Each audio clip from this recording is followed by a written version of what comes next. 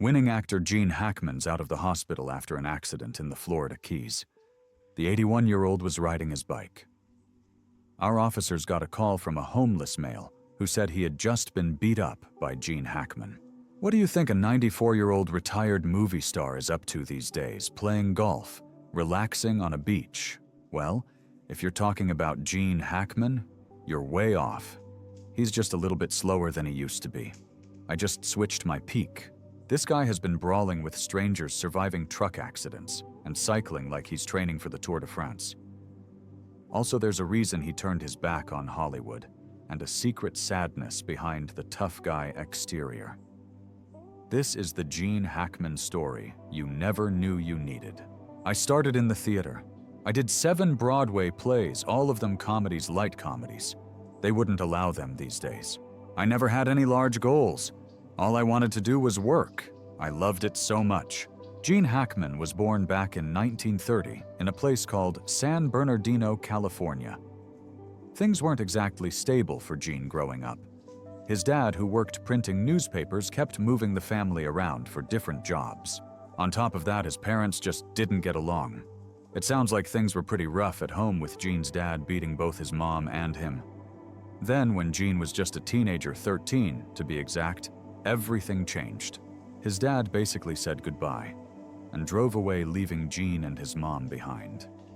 Gene never saw his father again. This was a huge deal for Gene, something he carried with him for years and years. He even said once that when he had to act all emotional in movies, he'd remember that day his dad left.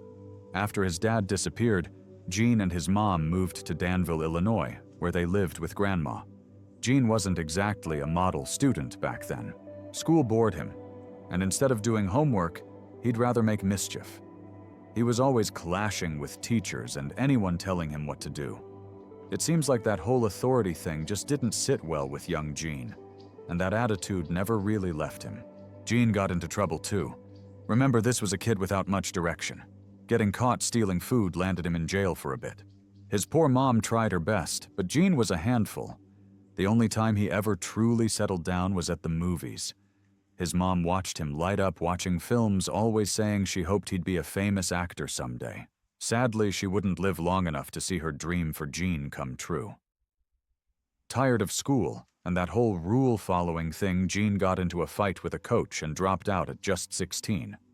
Jobs didn't work out so well, he bounced around, never sticking with anything. Then Gene made a wild decision. At the age of 16, he decided to join U.S. Marine Corps to have financial stability and get out of messy home life. He was underage, but he lied about it. It was right after World War II ended, so the military wasn't just about fighting anymore. It was a chance for adventure, and maybe more importantly, a way to get away and find some structure. Boot camp in San Diego, that must have been a shock. Marines are all about discipline orders and doing what you're told. You can bet that didn't go over too well with Gene, especially after his whole rebel without a cause teenage years. He even admitted later that authority figures were still a problem. Fights with other guys got him in trouble a lot. After boot camp, Gene spent some time at Camp Pendleton, California, learning the ropes of a field radio operator. Being in charge of all those radios and communications sounds really important. That job took him all over the globe, even to China during the revolution under Mao. Imagine the wild stuff he must have seen. But then boom, the Korean War broke out in 1950, and it was time for Gene to serve his nation. Just when they needed him in Korea, Gene's wild side kicked in again. He crashed his motorcycle into a tractor and broke a whole bunch of bones. Talk about bad timing. But in a way, it was lucky he got out of being shipped off to a war zone.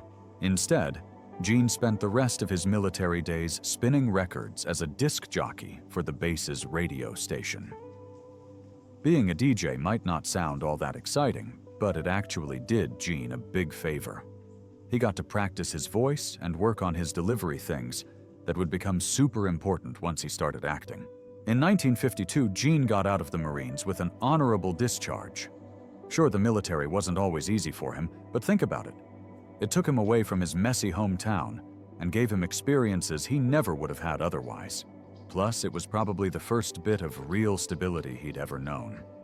Leaving the Marines behind, Gene hit New York City with a new dream. He figured he'd use the GI Bill study journalism at the University of Illinois and start a whole new chapter. Well, that lasted about 6 months before Gene decided it wasn't for him. So back to the original plan, acting. But New York wasn't exactly welcoming him with open arms.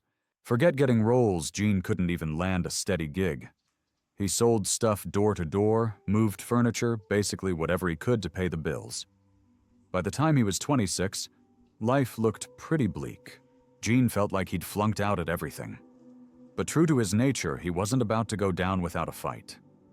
In 1956, he packed his bags for California and gave it one last shot at the fame he always dreamed of. This time he went to the famous Pasadena Playhouse, a place known for turning out serious actors. Even there it was rough. He picked fights like he did in the Marines, and guess what? He made a new buddy, another rebel named Dustin Hoffman, who was only 19 at the time. These two were something else. The class voted them least likely to succeed. They hated the whole scene, but stuck together, eventually becoming lifelong friends. The two moved in together and were soon joined by another aspiring actor, Robert Duvall. The three shared apartments together for years, which certainly would have made for an interesting sitcom. California wasn't exactly sunshine and roses either. The Pasadena Playhouse was tough. And despite his best shot, Gene clashed again, just like in the Marines. This time it got him kicked out after a year. But Gene wasn't about to give up on his dream. He kept grinding, taking any acting gigs he could find, mostly off-Broadway plays. All that hard work started to pay off. In 1961, he landed his first real film role in Mad Dog Call. Small parts followed, like in the TV series Tallahassee 7000. At 31, things were finally looking up. Then life threw another curveball. In 1962, Gene Hackman's mother lit a cigarette and then fell asleep after drinking too much. Tragically, the cigarette ended up setting fire to her home, and she did not manage to escape. With his father gone, his mother was all Gene had left from his family, and now she was gone too. This left him heartbroken, and he later admitted that he was devastated that his mother was not able to ever see him act in person or make it big. Despite the crushing loss of his mom, Gene kept pushing forward with his dream. Things started moving when he landed a role alongside Warren Beatty back in 1964. That connection would be huge because Beatty liked working with Gene and recommended him for the part of Buck Barrow in the iconic film Bonnie and Clyde in 1967. That role was a breakout. Gene scored an Academy Award nomination for Best Supporting Actor, and suddenly everyone in Hollywood knew his name. He wasn't about to slow down. The 1970s were a whirlwind of great roles for Gene, including his legendary turn as Popeye Doyle in The French Connection, 1971. Word is, he got so deep into that character, so committed to making it real, that he clashed with director William Friedkin on set. They'd go at it, but you can't argue with the results. That performance was unforgettable and won Gene an Academy Award for Best Actor. The hits kept coming for Gene in the 1970s. He teamed up with another rising star, Al Pacino, in the movie Scarecrow in 1973. Again, there were on-set tensions with Gene and Al Pacino having very different working styles. Gene was all about planning and taking things seriously, while Al was more go with the flow and emotional. Some folks even thought Gene could be a bit intense and argumentative. Despite the behind-the-scenes drama, nobody could deny Gene's talent. He could play anything: action heroes, dramatic characters, you name it. He starred in a mix of genres, from thrillers like The Conversation 1974, which garnered critical acclaim, and further award nominations to war films and westerns. Gene wasn't just killing it in indie flicks either. His role as the iconic villain Lex Luthor in Superman 1978 showed he could totally own blockbuster movies too, playing both serious and straight-up bad guy roles with equal power. But life beyond the cameras wasn't always easy in the 70s and 80s. Gene lost his best buddy Norman Gary in 1982, which was a major blow. Around the same time, his 30-year marriage to Faye Maltese was falling apart. They had 3 kids together, But with Gene constantly away, filming being a family man just wasn't working. The divorce in 1986 took a toll. Years later, Gene owned up telling the New York Times that it was his fault. He said, "You spend all those years desperate for recognition, then when the work comes, it's hard to say no." Gene even admitted in a GQ interview that all the traveling for movies meant he'd lost contact with his kids for a time. Things got tight for Gene financially around this time. Tax problems, some bad investments. Suddenly, he couldn't afford the high-rolling lifestyle anymore. He even had to borrow his daughter's car. This meant hustling, taking way more film roles than he might have liked just to keep the money flowing. From 1985 to 1988, he cranked out a whopping *9* movies. One of those roles in Mississippi Burning, 1988, finally brought his career roaring back to life. He played an FBI agent digging into some dark stuff, and the critics loved it, scoring him his second Best Actor Oscar nomination. Thing is, even on this serious film, there's that old story of Gene being hard to work with. He got so wrapped up in making things feel real that he clashed with the director, Alan Parker. Everyone had to deal with Gene's strong opinions on how scenes should go down. Directors want the movie their way, and Gene, well, let's just say he wasn't about to shy away from giving his input. In 1992, he teamed up with Clint Eastwood for Unforgiven and played the chilling bad guy, Little Bill Daggett. That performance nabbed him another Academy Award and proved he was one Hollywood's all-time greats. He just kept working, taking on a huge range of roles, comedies, dramas, everything. His role in The Royal Tenenbaums 2001 as Royal Tenenbaum was critically acclaimed, showing his range by moving into more quirky, character-driven films. However, on the set, Gene got into numerous arguments with the director Wes Anderson over the direction of the film. His co-star Bill Murray reportedly stepped in to mediate tensions on set, providing a buffer between Gene and others. Gene's final film role came in the 2004 film Welcome to Mooseport.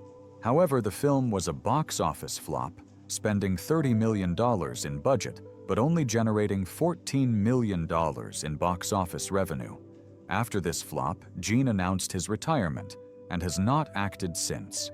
Since his retirement, the legend of Gene's nature has only grown. He has proved that he did not just play a tough guy, but that he is, in fact, a tough guy in real life too. Even out of Hollywood, Gene never lost that tough guy edge. In 2001, at 71 years old, he was driving in West Hollywood when he had a little fender bender. Some young guys in the other car jumped out, getting all up in his face and yelling at him. Now, most folks that age might take it, but not Gene.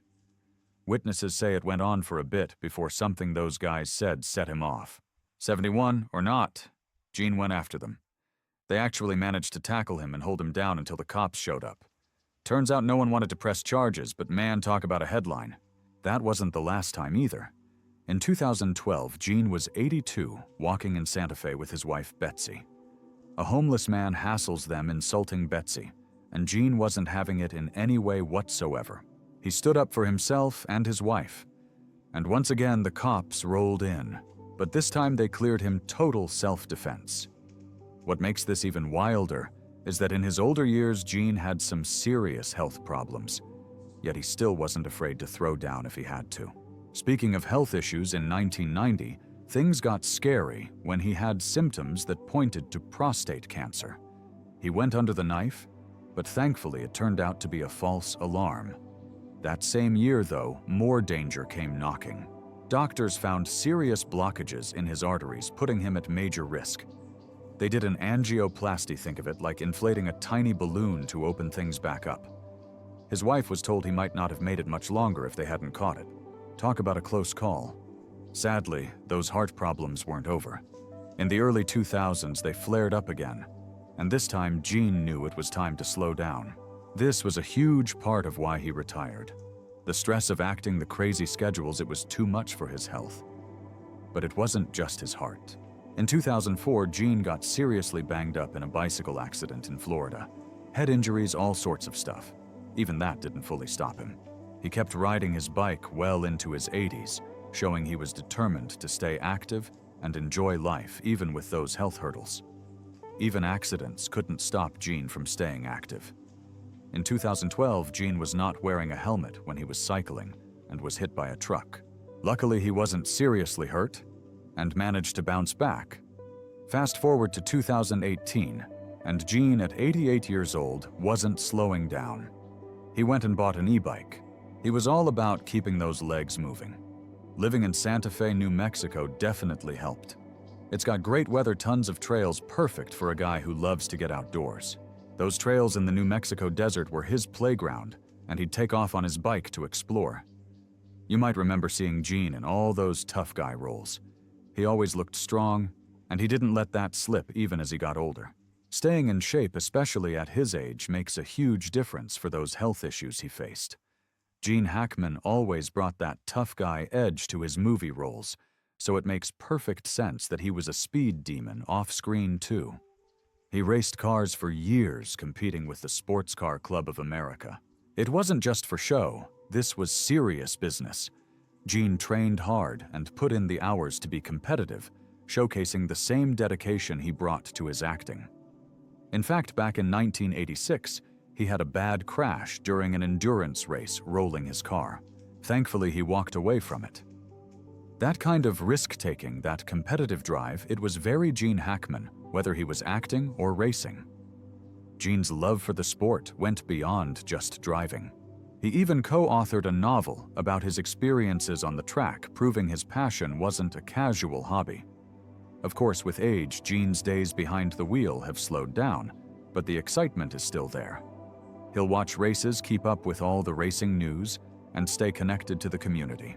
Even if he's not out there tearing up the track himself, that fire for racing will always be part of who he is. Gene may have had a few movie flops along the way, but he insists that's not why he retired in 2004. It was more about his health. All those heart issues caught up with him and just wanting a change of pace. It was time to try new things, enjoy a quieter life away from the Hollywood craziness. And in true Gene Hackman style, his exit was low-key, no big announcements or farewell tours. That fits considering he's always been a more private guy, happier out of the spotlight. Since retiring, he hasn't been twiddling his thumbs. Turns out Gene's always been a writer at heart. He's co-authored several novels, some historical fiction, even political thrillers. Shows how he's still got that creative fire burning, just in a different form now. He even told Reuters, "I like the loneliness of writing." It's similar in some ways to acting, but it's more private. Leaving Hollywood behind, Gene found a new haven in Santa Fe, New Mexico. The sun-baked landscapes and peaceful atmosphere provided the perfect backdrop for a new chapter in his life. It wasn't just beautiful Santa Fe offered the privacy Gene craved. Here he could write in solitude, focusing on his latest novel without the glare of the spotlight. But writing wasn't his only pursuit. His love for the outdoors continued to flourish. He explored the scenic trails on his bike, keeping himself active well into his golden years. There was even a new creative outlet, painting. It seems Gene's artistic side wasn't limited to just acting. Perhaps most importantly, Gene reconnected with his family. Having admitted regret over missing out on time with his children earlier in life, he now cherished spending time with them. He even came out of retirement briefly to narrate documentaries about the Marine Corps where he once served. But after that, Hollywood's allure couldn't compete with the peace of Santa Fe. He retired again. Public appearances became a rarity, though sometimes you might catch a glimpse of him with his wife, Betsy Arakawa. They married in 1991, and she's been a constant presence in his life ever since. A classically trained pianist and former owner of a home furnishing store, Betsy shared Gene's love for the arts and a quiet life. Theirs seems to be a relationship built on mutual respect and shared passions. Gene Hackman, the guy who played so many tough-as-nails take-no-prisoners roles, turns out he's not like that at all in real life. Off-screen, he's famously private and laid back, the complete opposite of the Hollywood scene. He's described as soft-spoken, even gentle, which is a wild contrast to the characters he brought to life in movies like The French Connection or Crimson Tide. The thing is, Gene's a bit of a paradox. That gentle side exists, but don't mistake it for weakness. Remember all those stories about him clashing with directors or defending himself from those guys on the street, even in his old age? There's still fire in there, a willingness to fight back and not be pushed around. That's the thing about Gene, he's complicated, and way more than just the tough guy roles he made famous. You know how some actors get caught up in the whole fame thing? Gene wasn't about that at all. He didn't want to walk red carpets or give flashy interviews. His focus was always on the work, the craft of acting.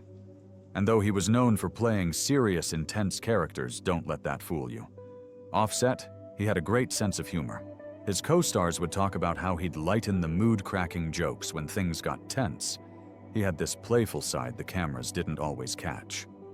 But here's another surprise: Gene's a total bookworm. He loves to read, especially history. That love for the past even shaped his life after acting.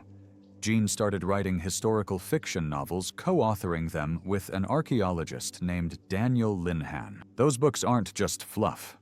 Gene takes the research seriously, digging deep to make them feel authentic. It just shows how much more there is to Gene Hackman than those gruff, take-charge roles on the big screen. Think of those classic Gene Hackman roles. He's always got that stoic, nothing-can-shake-me look. But turns out the man himself is way more complex than that. He's been open about the tough stuff he faced growing up, his family, moving a lot, money problems, and worst of all, his dad taking off and never being around. You can imagine how that would shape a person. And it shows there's a lot of emotional depth that Gene may be channeled into his acting. He's not afraid to be vulnerable when talking about this stuff. You can genuinely see the pain when he talks about his mom and how she never got to see him succeed. Or his own regrets about not being there as a father when his kids were young. It's a whole different side of Gene Hackman, proving that, despite the tough guy image both on screen and in some of those real-life stories, there's a deep well of feeling underneath the surface.